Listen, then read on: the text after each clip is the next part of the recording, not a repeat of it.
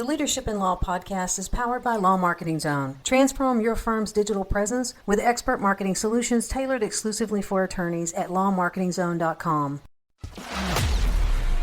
Welcome to the Leadership in Law podcast with host Marilyn Jenkins. Cut through the noise, get actionable insights and inspiring stories delivered straight to your ears. Your ultimate podcast for navigating the ever-changing world of law firm ownership. In each episode, we dive deep into the critical topics that matter most to you, from unlocking explosive growth to building a thriving team. We connect you with successful firm leaders and industry experts who share their proven strategies and hard-won wisdom. So, whether you're a seasoned leader or just starting your journey as a law firm owner, the Leadership in Law podcast is here to equip you with the knowledge and tools you need to build a successful and fulfilling legal practice.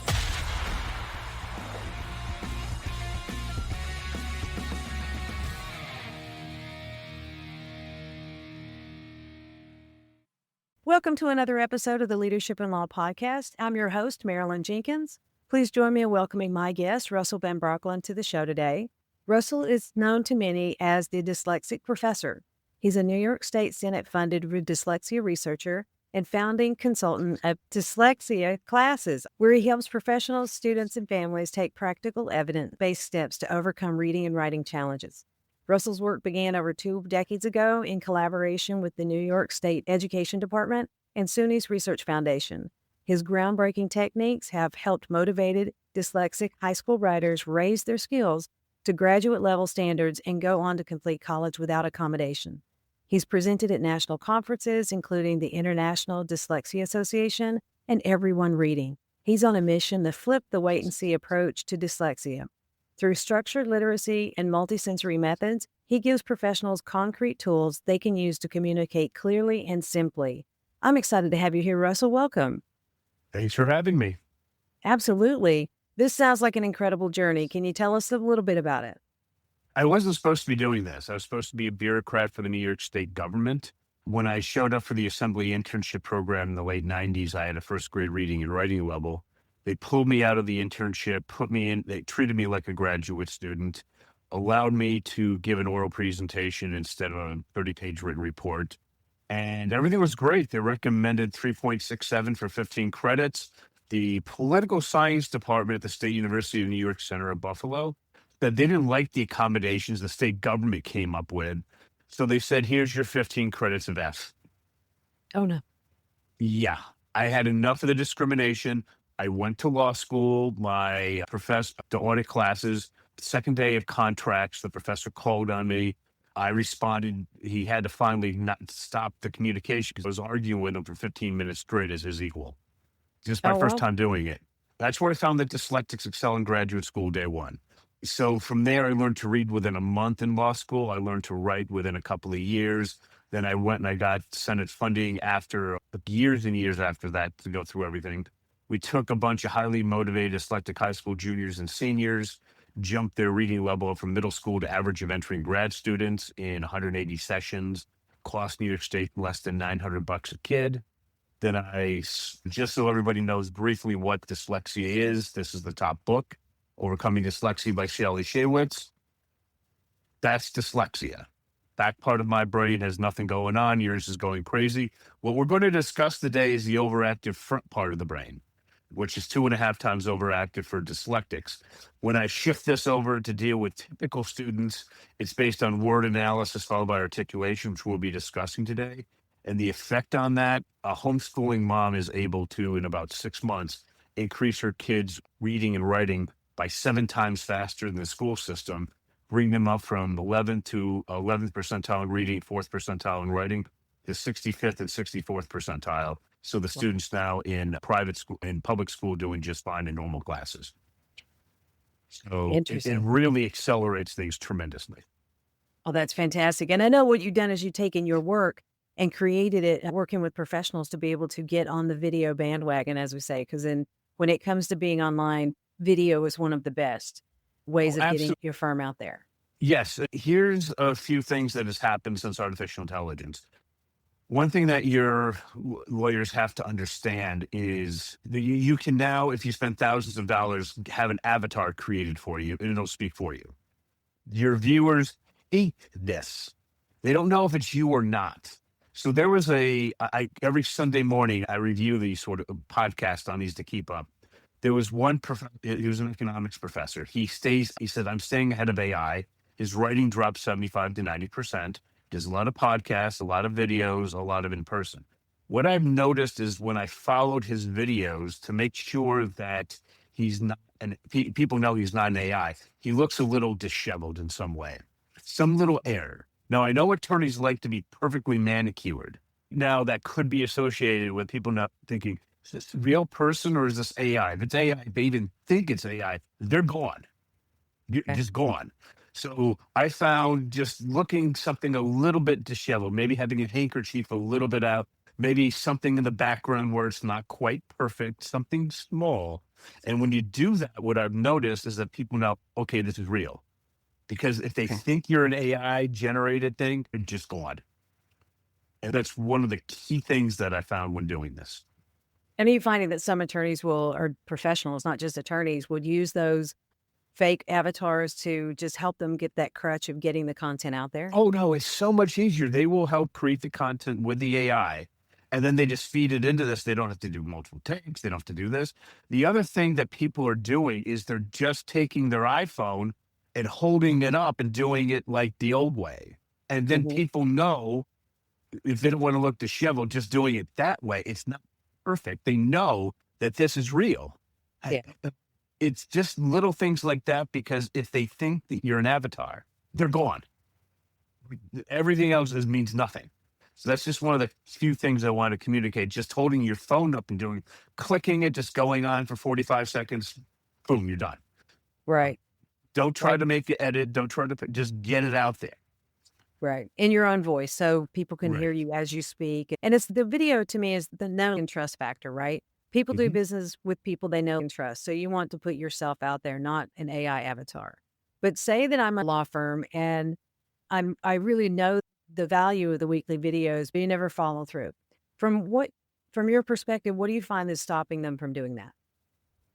It's the same thing. People, they don't have an organized, as somebody who's been through a good chunk of law school, we're taught how to do things very analytically, very efficiently, and we just don't have a process for this. So now I'm going to give you, again, I'm going to go back. This is the dyslexic brain. I'm going to show you what I use for the overactive front part of the brain to teach dyslexics to read.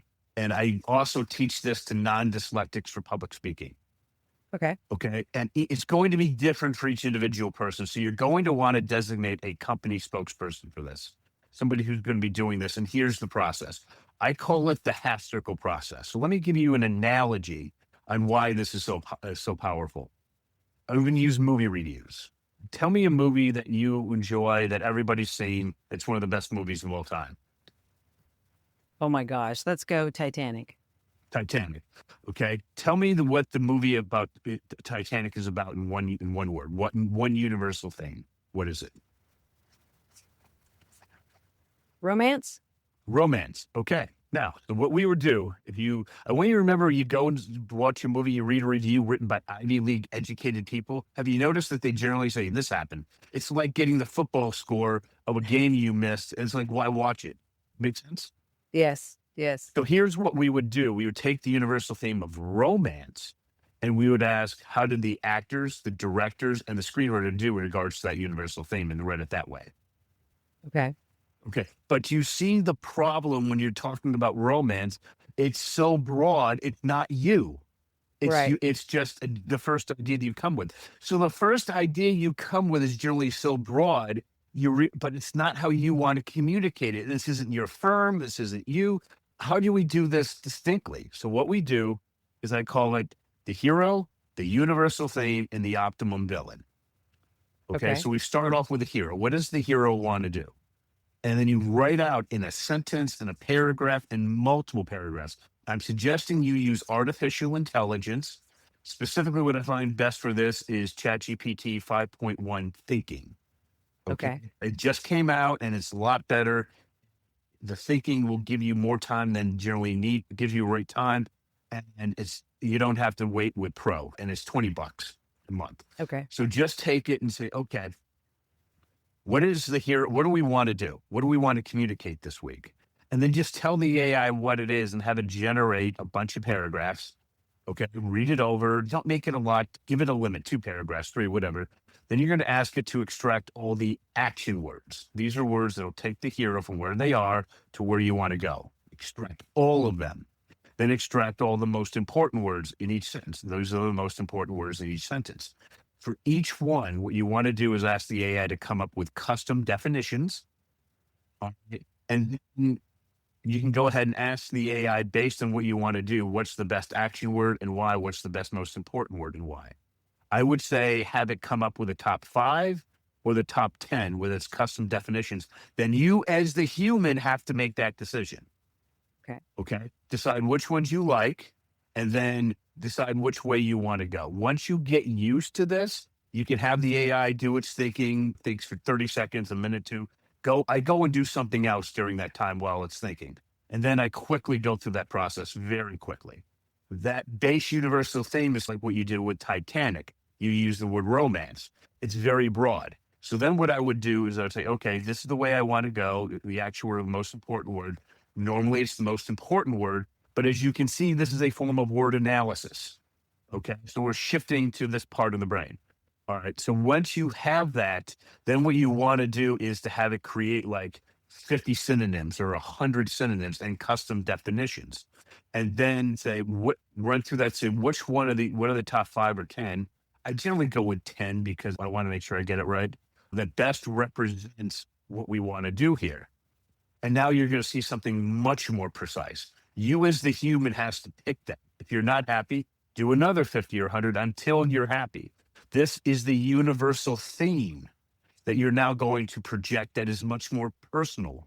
It's what's in you want the definition and the word that best matches what's in your head, but a word that also feels right between those two.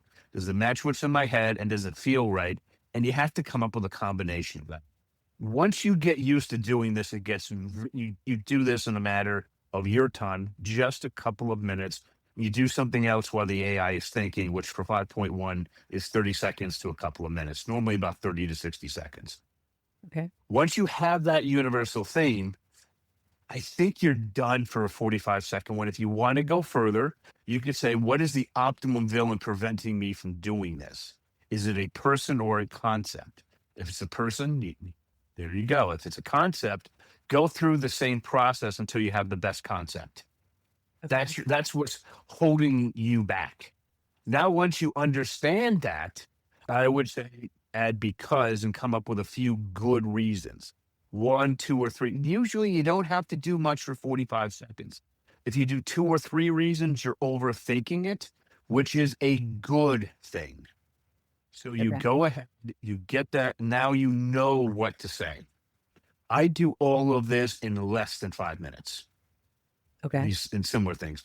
Then what you can do is just grab your iPhone, turn it on, record, and just talk for 45 seconds. Attorneys are really good at this once you have things organized in your head.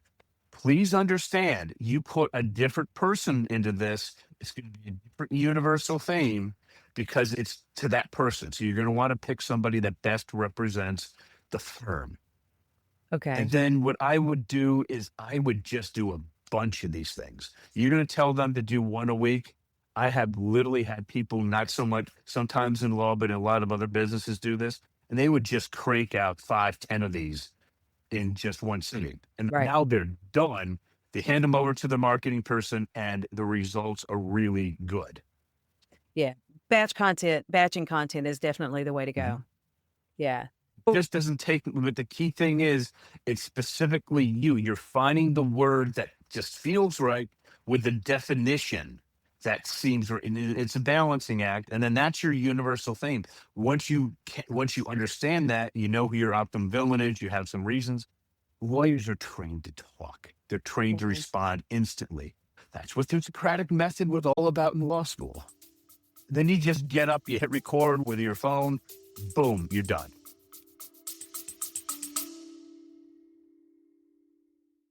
Hey, lawyers, are you losing cases to firms online that aren't even better attorneys than you? They're just better at marketing? Most law firms are nearly invisible online. If you're not showing up in the Google Map pack, if your ads aren't converting, or if you're constantly waiting on referrals, you're leaving money on the table. At Law Marketing Zone, we've helped clients go from 0 to over 20 cases a month. And we put our top strategies into a quick, free checklist, the Law Firm Marketing Fix.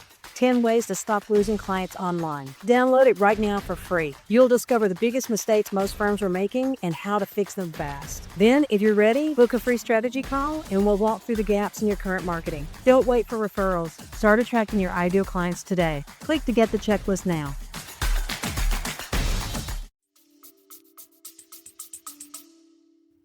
Okay, excellent. So in that scenario, the hero is the attorney or is the potential client that you're talking to? It could be whatever you're trying to communicate. In any story, Right. there's a hero. The hero wants to do something. It's based on a universal theme, and you have an optimum villain trying to prevent them from accomplishing it. Okay. Every And yeah, story so has that.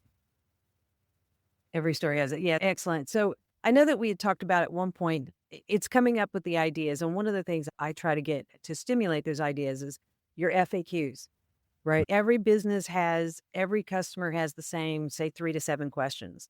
That right there is 3 to 7 video ideas. So your system would also help them get the script down to be able to communicate each one of those, right? Yes. And what I do with that is I use, just so everybody knows, when OpenAI came up with its $200 quote plan last December, I bought it that day and I haven't looked back.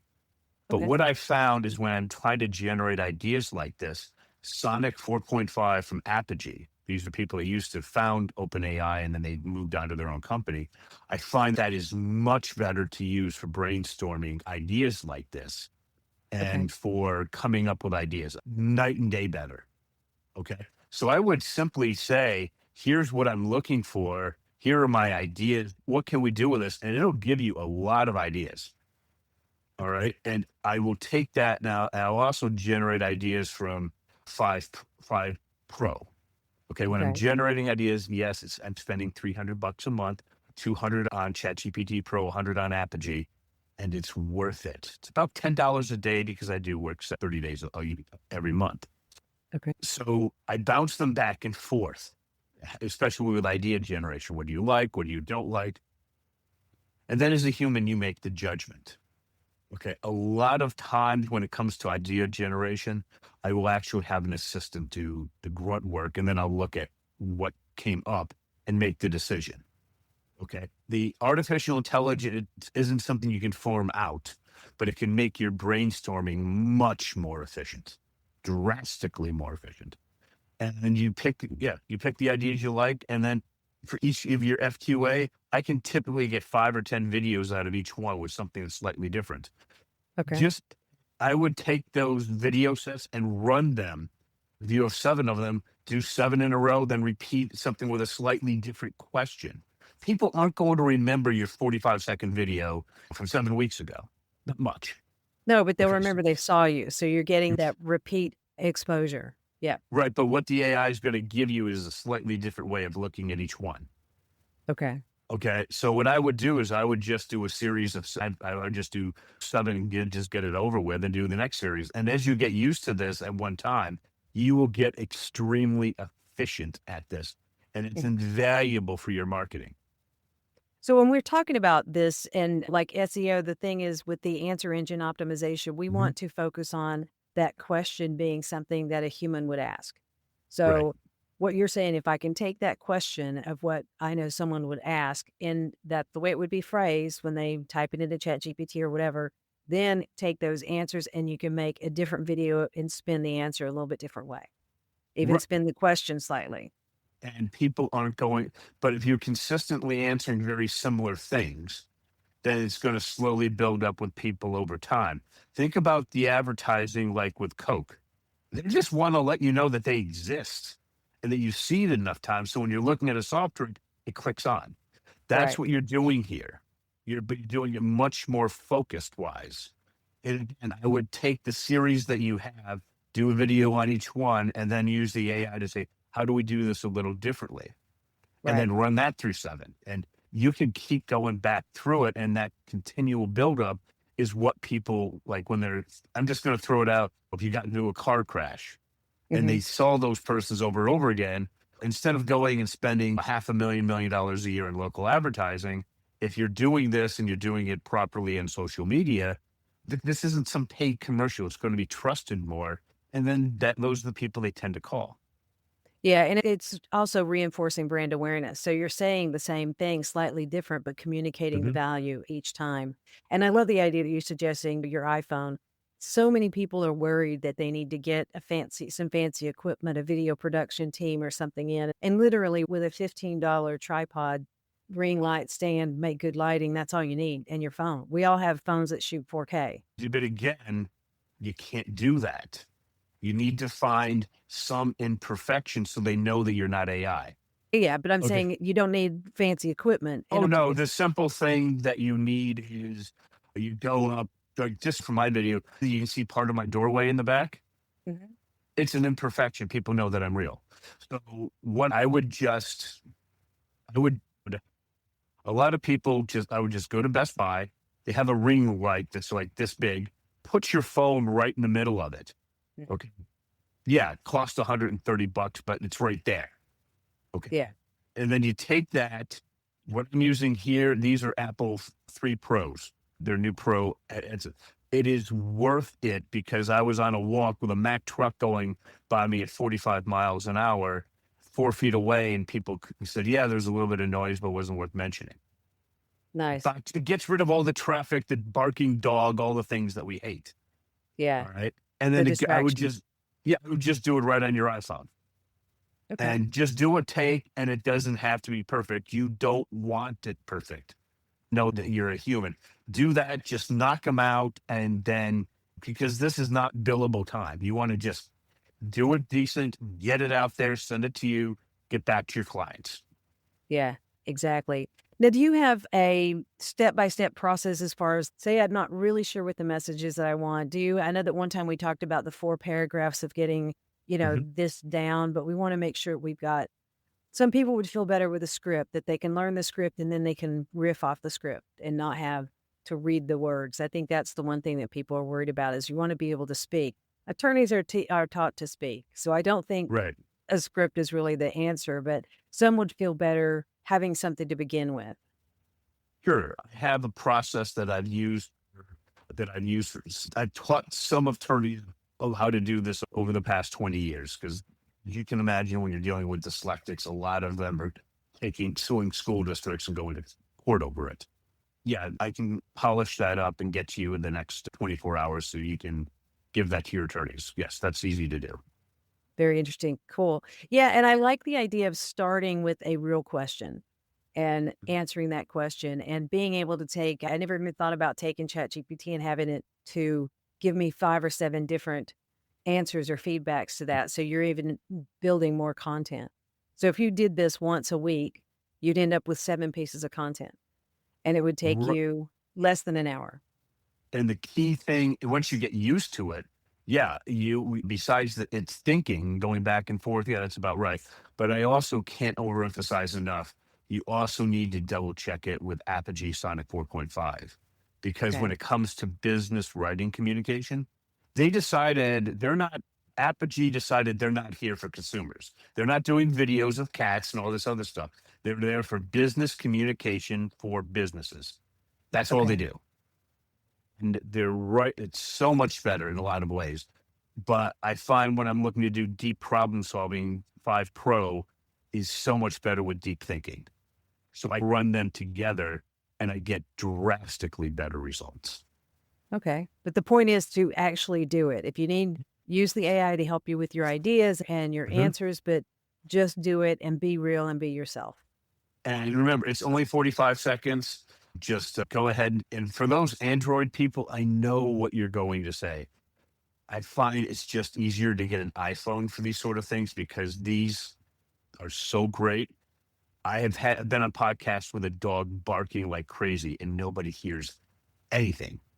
Nice. And these do not work as well. There's a line in the sand. I have both iPhone and Samsung. But yeah, I think there's definitely a line in the sand if you're on one side of the argument or the other. I'm just saying for this, I've spoken to people who were big Samsung people, Google phones, and they're like, yes, this does work so much better just for and that's all they use it for. But they were going to go out and spend all this ridiculous equipment. And now it's a phone, and they don't need the latest phone. They get something from the Apple Store, a little old. But they get the ring light, they put it up, they get these, which are $250. That's it. And they just knock these things out. And they say it's doing really well. The problem they have to find is, how do we come up with something that's a little disheveled someplace so they know that they're not an AI? Because I've shown people how to do this, and they had it all perfect. And the results went. And then they asked their customers, what's going on? They said, we don't like your fake avatar. Every time. Yeah. And they said, no, it's me. How do we know that? It looks too perfect. I love that you use the door in your background to show that you're not. An avatar would be definitely a clean background. And people like, I keep things a little off. I do a few other little things you can probably notice. There's some cat hair on my hat. Just a few little things. And that is because this is that important. I can overemphasize how it is interesting getting the feedback, though. Like you say, I mean, with 11 labs and all these different platforms now, they do make it easy to just tell it what you want to say by giving it some sample of you and your mannerisms, and it's easy to knock out content. But it's actually seeing beyond that. Feedback. These people will literally go and drop $5-10 grand for this. Yeah. To make this custom avatar. It's that good. And the anti-reaction to that is so incredibly strong. That is interesting. So, again, nobody else is we've telling always this. said, just speak to the camera and just speak to that person. Give them the answers to their questions. Yeah. But everybody says I'm the only one who noticed this. I said, I'm dyslexic. We notice things like this. We notice things differently. This has been quite interesting. Again, I like your process. I'm intrigued that the systems that you're using to help get that video content out there. And I think the bottom line is be yourself. Don't try to be vague, and answer the questions with a short 45-second video and get that content out there. People see you, people know and trust you, and they'll call you when they have a need. Yes, I know this because I do this all the time. Excellent. Excellent. I know my listeners may want to reach out to you, connect with you, chat with you a little bit more about this process and how they can get involved. Where can they connect with you? The easiest thing to do is to go to dyslexiaclasses.com. That's with an S, dyslexiaclasses.com, and just fill out the contact form. Or for attorneys, I rarely do this on podcasts, but my business phone number is 518-892-2202. Again, that's 518-892-2202. Best thing to do is just text me, tell me you're on this podcast, and when a convenient time would be. I manage my important contacts through text. Okay. And that's just the simplest way of doing it. All right. I'll make sure that the phone number and the URL is in the show notes. And fantastic. I really appreciate your time. This has been an interesting conversation today, a different aspect of our outlook for AI. Thanks for having me. Thanks for joining me today for this episode. As we wrap up, I'd love for you to do two things. First, subscribe to this podcast so you don't miss an episode. And if you find value here, I'd love it if you would rate it and review it. That really does make a difference in helping other people to discover this podcast. Second, you can connect with me on LinkedIn to keep up with what I'm currently learning and thinking about. And if you're ready to take the next step with a digital strategist to help you grow your law firm, I'd be honored to help you. Just go to lawmarketingzone.com to book a call with me. Stay tuned for our next episode next week. Until then, as always, thanks for listening to Leadership in Law Podcast, and be sure to subscribe wherever you listen to podcasts so you don't miss the next episode.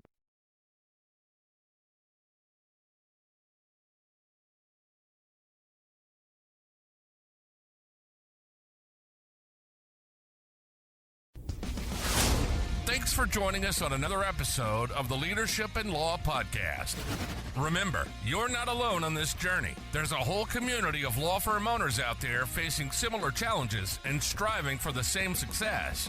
Head over to our website at lawmarketingzone.com. From there, connect with other listeners, access valuable resources, and stay up to date on the latest episodes.